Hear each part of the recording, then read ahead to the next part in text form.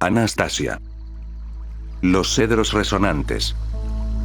Escrito por Vladimir Megre. Libro 3, El espacio de amor. Capítulo 7, El ataque. El helicóptero se disponía a aterrizar. Continuó Alexander. Todos lo vimos aterrizar sin decir palabra. Los dos tripulantes salieron, se acercaron a nosotros, y también fijaron la vista en Anastasia. Un grupo de hombres robustos y armados observaba en silencio a la figura solitaria que se alzaba frente a ellos, y llevaba puesto un cardigan ligero y una falda larga. De inmediato todos lo tuvieron claro, debían capturar a esta mujer.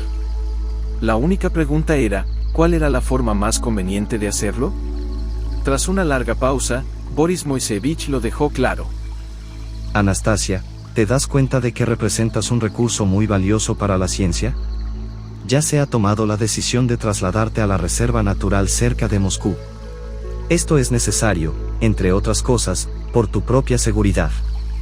Si por alguna razón, no comprendes la situación, y te niegas a venir voluntariamente, nos veremos obligados a efectuar el traslado por la fuerza. Naturalmente, vas a querer tener a tu hijo contigo en tu nuevo hogar. Muéstranos la ubicación de tu claro en el mapa, y el helicóptero irá a buscar a tu hijo. Después, podremos capturar algunos animales, y transportarlos a tu nuevo lugar de residencia. Repito, todo esto es necesario para tu propio beneficio, el de tu hijo, y el de otras personas. Asumo que deseas beneficiar a la gente, ¿no es así? Sí, así es. Respondió Anastasia con calma, y añadió de inmediato. Estoy dispuesta a compartir todo lo que sé con la gente, si les resulta interesante, pero necesito compartirlo con todos. La ciencia no es algo accesible para todos a la vez. Sus logros son utilizados primero por grupos locales, a menudo para sus intereses egoístas y personales. El resto de la población solo sabe lo que los grupos locales están dispuestos a revelar. ¿A quién representas? ¿Acaso es a un grupo local específico? No puedo ir contigo. Necesito empoderar a toda la humanidad, necesito criar a mi hijo. Eso solo puede hacerse adecuadamente en el lugar donde se ha creado un espacio de amor. Este espacio ha sido creado y perfeccionado por mis antepasados, cercanos y lejanos. Este espacio aún es pequeño, pero es lo que me une a toda la sustancia del universo. Cada ser humano debe crear a su alrededor su propio espacio de amor, y ofrecérselo a su hijo. Tener hijos sin prepararles un espacio de amor, es un crimen. Cada ser humano debe crear a su alrededor un pequeño espacio de amor, y si todos entendieran esto, y actuaran en consecuencia, entonces toda la Tierra se convertiría en el foco de amor más brillante del universo. Así lo quiso él, y este es el propósito del ser humano, porque solo el ser humano es capaz de crear un espacio así. Dos fuertes guardias de seguridad se acercaron a Anastasia por detrás, uno a cada lado. No estaba claro si actuaban siguiendo órdenes del capitán de seguridad, o si todo había sido planeado con anticipación. Intercambiaron miradas, y simultáneamente agarraron los brazos de Anastasia. Lo hicieron con bastante profesionalismo, aunque no sin cierta aprensión. La sujetaron con fuerza, como si sujetaran a un pájaro capturado con las alas extendidas. El capitán de seguridad era un tipo corpulento, con el pelo muy corto. Se adelantó y se paró junto a Boris Moisevich. El rostro de Anastasia no mostraba signo alguno de miedo. Pero ya no estaba mirándonos. Tenía la cabeza ligeramente inclinada hacia el suelo, los párpados entrecerrados, y estaba ocultando la mirada. Comenzó a hablar sin levantar la vista, con la misma calma y dulzura en su voz, como lo había hecho antes. Por favor, no usen la fuerza. Es peligroso. ¿Para quién? Preguntó el capitán de seguridad con voz ronca. Para ustedes. Y sería desagradable para mí. Boris Moisevich intentó contener lo que pudo haber sido su miedo o su excitación. Le preguntó a Anastasia. ¿Puedes causarnos dolor físico usando poderes sobrenaturales? Soy un ser humano como cualquier otro. Pero estoy preocupada. La preocupación puede derivar en que sucedan cosas indeseables. ¿Como por ejemplo? Materia, células, átomos, núcleos, partículas nucleares en movimiento caótico. Tú las conoces. Si uno las visualiza vívidamente y con todo detalle, las percibe y las comprende adecuadamente. Y si luego usa todo el poder de su imaginación, para extraer del núcleo, incluso una sola partícula en movimiento caótico, entonces la materia comienza a... Anastasia giró la cabeza hacia un lado, apenas levantó los párpados, y fijó la mirada en una piedra que yacía en el suelo. De inmediato la piedra comenzó a desintegrarse en pequeñas partículas, y en poco tiempo, se transformó en un montón de arena. Entonces levantó la cabeza para observar al capitán de seguridad, entrecerrando los ojos en una mirada concentrada. Empezó a salir vapor de agua de la punta de la oreja izquierda del capitán. El cartílago de la oreja, lentamente, milímetro a milímetro, comenzó a desaparecer, y de repente, el joven guardia que estaba a su lado palideció de miedo, y desenfundó su pistola. Lo hizo de forma automática, como un soldado profesional, sin pensarlo. Apuntó directo a Anastasia, y disparó todo el cartucho. Sin duda, los pensamientos de cada uno de nosotros en ese momento corrían a toda velocidad, y ocurrió algo que a veces se escucha decir de los soldados en tiempos de guerra, cuando en condiciones extremas, ven una granada o una bala en movimiento. Y aunque la granada o la bala vuela a su velocidad habitual, la aceleración del pensamiento y la percepción hace que se vea como en cámara lenta. Observé cómo las balas del arma del asustado guardia de seguridad volaban hacia Anastasia una tras otra. La primera bala le rozó la cabeza, el resto de las balas no pudieron alcanzarla. Se desvanecieron en polvo mientras aún volaban, igual que sucedió con la piedra en la que había fijado su mirada antes. Todos nos quedamos estupefactos. Observamos cómo un hilo de sangre corría por la mejilla de Anastasia desde dentro de su pañoleta. Los guardias que sujetaban a Anastasia por los brazos se apartaron de ella al oír los disparos, pero no la soltaron. La tenían firmemente agarrada, y la arrastraban en direcciones opuestas. De repente, un resplandor azul pálido inundó el suelo a nuestro alrededor. Provenía de algún lugar encima de nosotros, y se intensificó rápidamente. Nos deslumbró, dejándonos incapaces de movernos o de hablar. En el inusual silencio que siguió, oímos a Anastasia decir: Por favor, suéltenme los brazos. Puede que no pueda, suéltenme, por favor. Pero los guardias, petrificados, no la soltaron. Ahora entiendo la razón por la cual levantaba el brazo, en un gesto característico cuando hablaba contigo. Fue ese gesto el que le indicaba a alguien de arriba que todo estaba en orden, y que no necesitaba ayuda. Pero esta vez no la dejaron levantar el brazo. El resplandor a su lado siguió intensificándose, entonces algo pareció brillar, y vimos una esfera de fuego suspendida sobre nosotros, pulsando con una luz azul pálido. Era como un enorme globo centellante. Y dentro había toda una red de chispas brillantes, de cientos de descargas eléctricas. De vez en cuando, se extendían más allá de la membrana azul, y alcanzaban las copas de los árboles cercanos, o incluso las flores bajo nuestros pies, pero no les causaban daño. Uno de los delgados rayos impactó momentáneamente una obstrucción en el arroyo, que había sido causada por rocas y un árbol caído. La obstrucción se transformó en una nube de polvo que se vaporizó al instante. Los rayos que chispeaban más allá de la membrana azul de la esfera de fuego, sin duda poseían una energía tremendamente poderosa, la cual desconocemos por completo. Parecía como si estuviera controlada por algún tipo de inteligencia. Teníamos la impresión de estar en presencia de un ser inteligente, que poseía un poder inimaginable. Pero lo más increíble y antinatural en relación a lo que estaba sucediendo, eran las sensaciones que nos producía su presencia. No teníamos miedo ni sospecha alguna de que nos fuera a hacer daño, antes bien, todo lo contrario. Era muy extraño, ¿cómo era posible que en una situación como esa, comenzáramos a tener una sensación de calma, de gracia? Sentíamos como si algo muy cercano, algo relacionado con nosotros, hubiera aparecido de repente. En ese momento, la esfera azul palpitante se elevó sobre nuestras cabezas, y parecía estudiarnos, evaluando la situación. De repente, trazó un círculo en el aire, y aterrizó a los pies de Anastasia.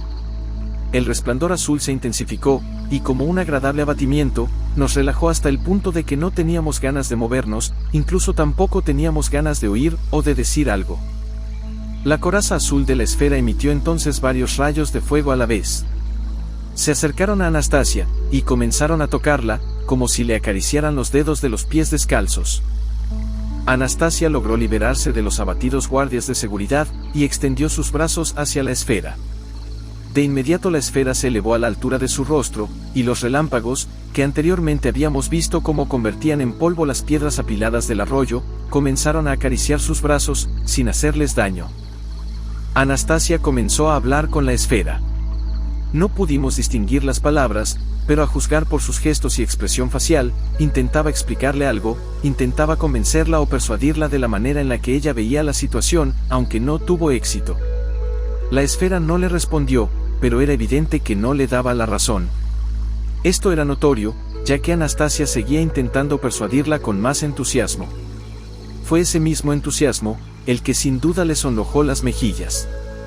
Sin dejar de hablar, se quitó la pañoleta. Trenzas de color dorado trigo colgaban sobre los hombros de Anastasia, y cubrían el chorro de sangre seca en su rostro. Vimos la perfecta belleza de sus rasgos faciales. La esfera de fuego dio varias vueltas alrededor de la cabeza de Anastasia, como un cometa, luego se detuvo una vez más frente a su rostro, y miles de delicados rayos recorrieron su cabellera dorada, tocando suavemente cada cabello, levantándolos y acariciándolos. Uno de los rayos levantó un montón de cabellos a la vez, y abrió la herida de bala en su cabeza, mientras que otro rayo comenzó a deslizarse sobre los rastros de sangre seca. Era como si la esfera usara la acción de sus rayos, en lugar de utilizar palabras, para recordarle a Anastasia lo sucedido, y contradecir sus argumentos. Al final, todos los pequeños rayos retrocedieron, y se incorporaron dentro de la esfera. Anastasia bajó la cabeza, y guardó silencio. La esfera dio una vuelta más a su alrededor, y luego se elevó en el aire. El resplandor a su lado disminuyó en intensidad, y sentimos que las cosas volvían gradualmente a ser como antes, pero en lugar de la luz azulada, un humo marrón comenzó a elevarse de la tierra. Este humo llenó todo el espacio a nuestro alrededor, y solo Anastasia permaneció en un pequeño círculo azul. Y cuando este humo marrón nos envolvió por completo, fue cuando empezamos a descubrir lo que en realidad es el infierno. Anastasia. Los cedros resonantes. Escrito por Vladimir Megre. Libro 3, El espacio de amor. Capítulo 8, Lo que es el infierno. Las viejas imágenes bíblicas, que muestran la brutal tortura de pecadores sobre las brasas, e incluso las representaciones más extremas de monstruos de películas de terror, palidecen como inocentes cuentos infantiles, en comparación con el infierno que vivimos ahí en la orilla del río, exclamó Alexander. Desde el origen de los tiempos, la humanidad nunca ha podido imaginar algo comparable. Las imágenes bíblicas y las películas de terror se limitan a representar las diferentes maneras en las que los cuerpos carnales pueden ser desgarrados y desmembrados, lo cual no es nada comparado con el verdadero infierno. ¿Pero qué podría ser más aterrador que la aguda tortura de la carne? Pregunté. ¿Qué clase de infierno viste? Una vez que el resplandor azul se debilitó lo suficiente, como para permitir que el humo marrón se elevara de la tierra, y nos envolviera por completo de pies a cabeza, nos encontramos divididos en dos mitades. ¿A qué te refieres con dos mitades? Imagínate, de repente me vi compuesto por dos partes. La primera era mi cuerpo, envuelto en una piel transparente, a través de la cual podía ver todos mis órganos internos. Mi corazón, estómago, intestinos, la sangre que corría por mis venas, junto con algunos otros órganos. La otra parte, era invisible, estaba conformada por mis sentimientos, mis emociones, mi mente, mis deseos, mi sensibilidad al dolor, en otras palabras, todo aquello que es invisible para el ser humano. ¿Qué importa si las partes están juntas o separadas, siempre y cuando sigas siendo tú? ¿Qué fue lo que te pasó que era tan horrible, aparte de ver tu piel transparente? La diferencia resultó ser increíblemente significativa. La cuestión es que nuestros cuerpos comenzaron a actuar por sí solos, independientemente de nuestras mentes, de nuestras voluntades, de nuestras aspiraciones o deseos. Podíamos observar las acciones de nuestros cuerpos desde una perspectiva externa, pero nuestros sentimientos y sensibilidades al dolor permanecieron en nuestro yo invisible, y nos vimos privados de cualquier capacidad para influir en las acciones de nuestros propios cuerpos. ¿Como alguien que está terriblemente borracho? Los borrachos no se ven a sí mismos, al menos no lo hacen mientras están borrachos, mientras que nosotros lo veíamos y lo sentíamos todo. Nuestra claridad de conciencia era extraordinariamente aguda. Podía ver lo hermosa que era la hierba, las flores, y el río. Podía oír el canto de los pájaros, y el murmullo del arroyo. Podía sentir la pureza del aire a mi alrededor, junto con la calidez de los rayos del sol. Pero esos cuerpos, todos los cuerpos transparentes de nuestro grupo, trotaron repentinamente como un rebaño de ovejas y se dirigieron hacia un estanque formado por el arroyo.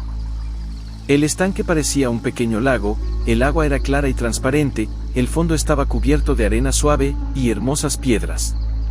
Pequeños peces nadaban en él. Nuestros cuerpos corrieron hacia este espléndido estanque y comenzaron a chapotear en él. Empezaron a orinar y defecar en su interior. El agua se volvió sucia y turbia, pero nuestros cuerpos comenzaron a beberla. Pude ver el líquido sucio y apestoso fluir por mis intestinos hasta mi estómago. Sentí náuseas y asco. Entonces, bajo uno de los árboles junto al estanque, aparecieron de repente los cuerpos desnudos de dos mujeres. Su piel era tan transparente como la de nuestros cuerpos. Los cuerpos de las mujeres yacían en la hierba bajo el árbol, se estiraban y se relajaban bajo el cálido sol. Mi cuerpo y el del capitán de seguridad corrieron hacia los cuerpos de las mujeres. Mi cuerpo comenzó a acariciar el cuerpo de una de las mujeres, sintió una caricia recíproca y entabló relaciones sexuales con ella. El capitán de seguridad no fue correspondido por la otra mujer, por lo que comenzó a violarla. Entonces, uno de los guardias se acercó corriendo, y comenzó a golpearme primero la columna, y luego la cabeza con una piedra, pero era yo, y no mi cuerpo, quien sentía un dolor insoportable. El guardia apartó mi cuerpo de la mujer, y comenzó a violarla. Nuestros cuerpos pronto comenzaron a envejecer y a verse decrépitos. Era como si el tiempo lo acelerara todo.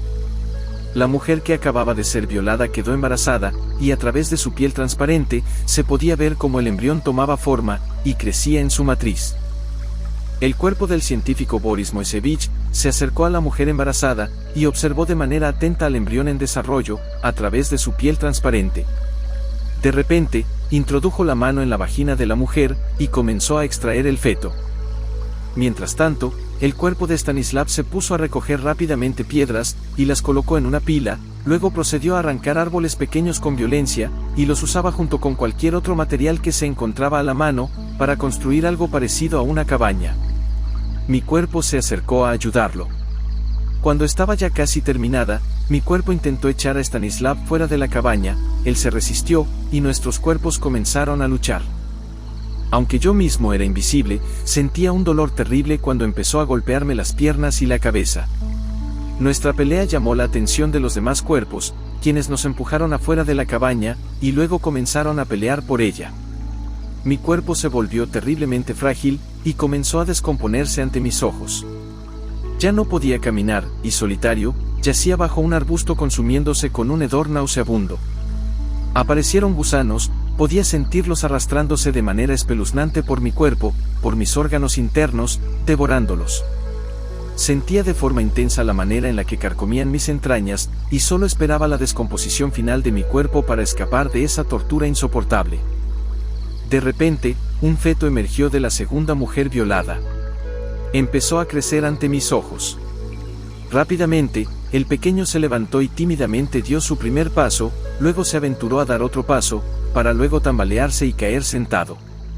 Sentí una sensación dolorosa cuando aterrizó en el piso, y comprendí con horror, que ese era mi nuevo cuerpo, y que estaba condenado a sobrevivir, a existir entre estos cuerpos abominables y descerebrados, que se profanaban a sí mismos, y a todo lo que los rodeaba.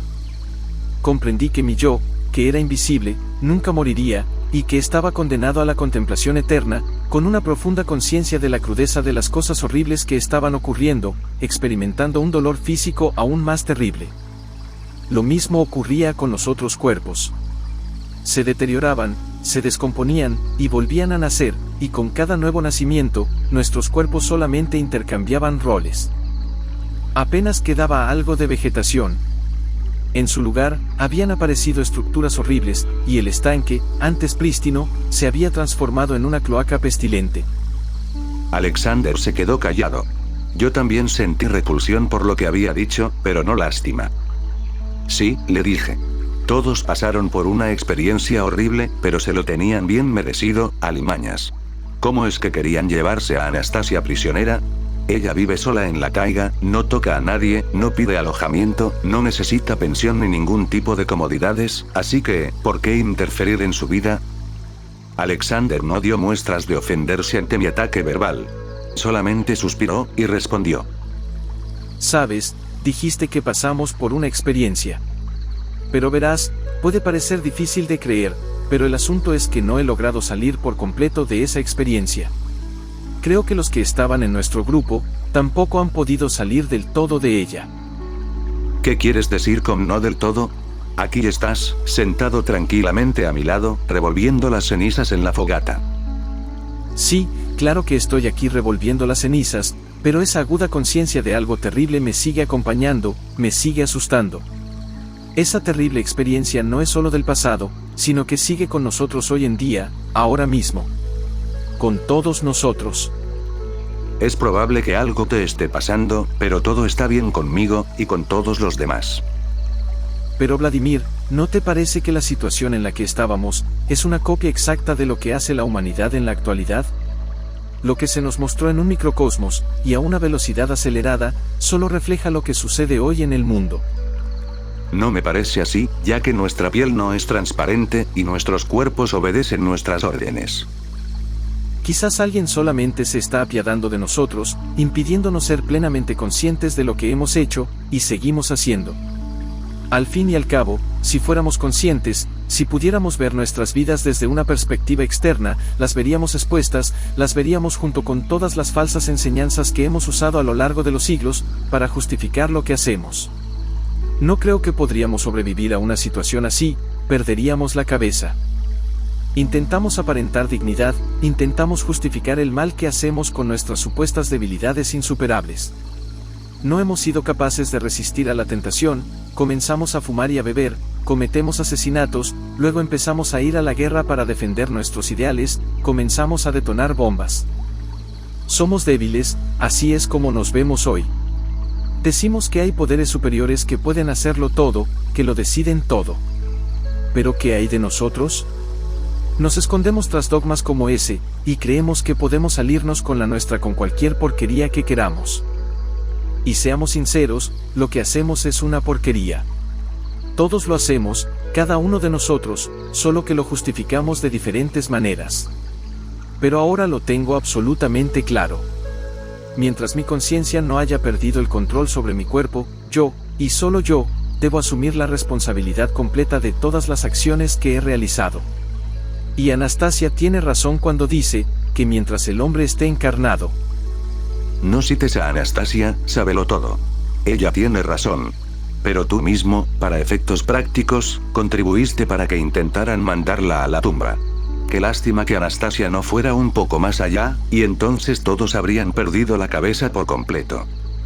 Cada vez me enojaba más con todos ellos, pero como Alexander era el único que estaba frente a mí, tuvo que cargar con la peor parte de mi rabia.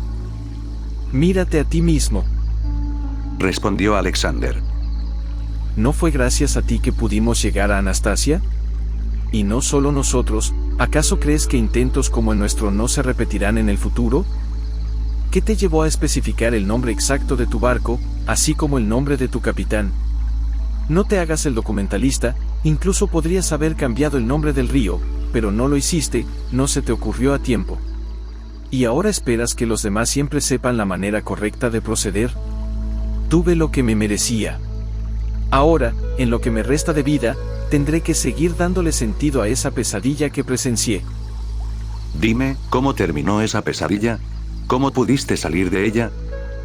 Nunca hubiéramos podido salir de todo esto por nuestra cuenta. Era algo que íbamos a revivir para siempre. Al menos esa era la impresión que teníamos cada uno de nosotros. Anastasia apareció entre nuestros cuerpos en descomposición, pero aún activos. Su piel no era transparente, todavía llevaba puesto su viejo cardigan y su falda larga. Intentó hablar con nuestros cuerpos, pero no fue escuchada. Parecía que los cuerpos estaban diseñados y programados para morir y volver a nacer, repitiendo sus acciones una y otra vez, con solo un cambio de roles.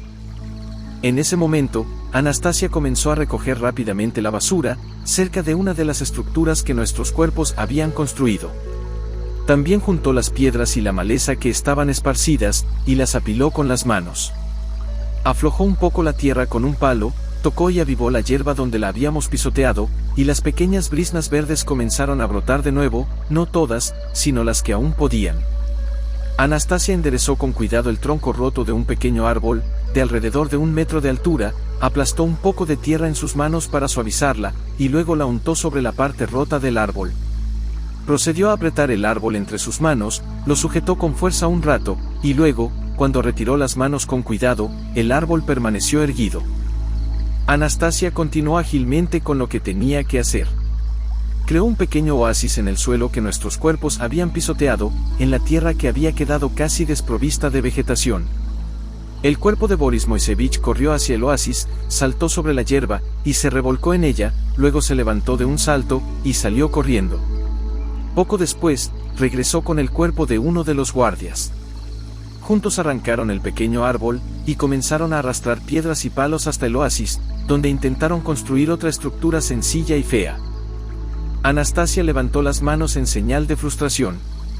Intentó hablar con ellos, pero al no obtener respuesta, aparentemente abandonó sus esfuerzos de persuasión.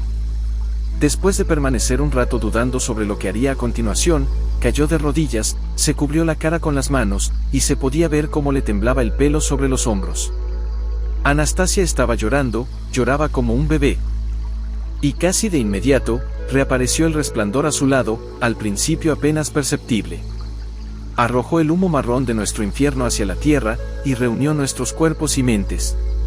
Solo que seguíamos sin poder movernos, pero esta vez no era de horror, sino de una dulce y placentera languidez que emanaba del resplandor azul. La esfera de fuego volvía a dar vueltas sobre nuestras cabezas. Anastasia extendió las manos hacia ella.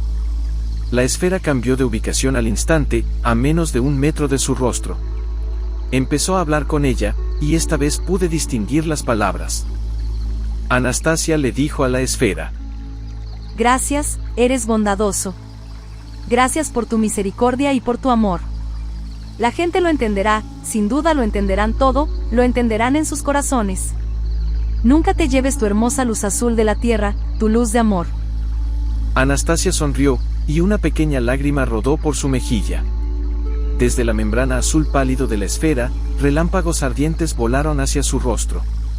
Con cuidado y destreza, recogieron de su mejilla la lágrima que brillaba al sol, y con delicadeza, como si se tratara de una gema invaluable, la sujetaron sobre sus puntas ardientes, mientras la colocaban dentro de la esfera.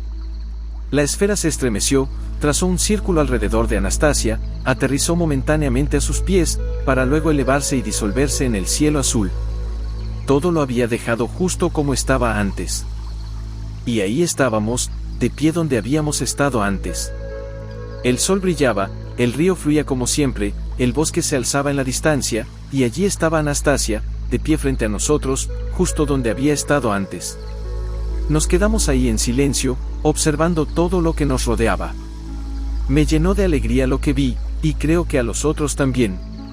Solo que no hablábamos, quizás por lo que habíamos presenciado, y por el entorno natural, que de repente se había vuelto muy hermoso a nuestra vista. Alexander se quedó en silencio, como si se hubiera encerrado en sí mismo. Intenté hablarle. Escucha, Alexander, tal vez todo lo que me contaste no sucedió así en absoluto. Quizás Anastasia simplemente sabe usar algún tipo de hipnosis poderosa. He leído que hay muchos reclusos en la naturaleza que pueden hacerlo. ¿No crees que pudo haberlos hipnotizado y mostrarles una visión? ¿Hipnosis, dices? ¿Has notado las canas en mi cabello? Sí, lo hice. Esas canas aparecieron después de que todo esto sucediera. Pero pudiste haberte llevado un susto tremendo bajo hipnosis, lo que pudo haber causado que te salieran las canas. Bueno, si asumes que lo que presenciamos fue bajo hipnosis, entonces hay otro misterio que tendrás que explicar. ¿De qué misterio hablas? La obstrucción de piedras y troncos en el arroyo ha desaparecido por completo, ahora el arroyo fluye libremente. Pero la obstrucción ya existía antes de nuestra supuesta visión bajo hipnosis, todos la vieron, ahí estaba. De acuerdo, eso es algo en lo que hay que pensar. De cualquier forma, ¿qué más da lo que nos haya pasado? Hay algo más importante que eso, ya no soy la misma persona que era antes. No sé cómo vivir ahora, no sé lo que debería estar estudiando, ni dónde hacerlo.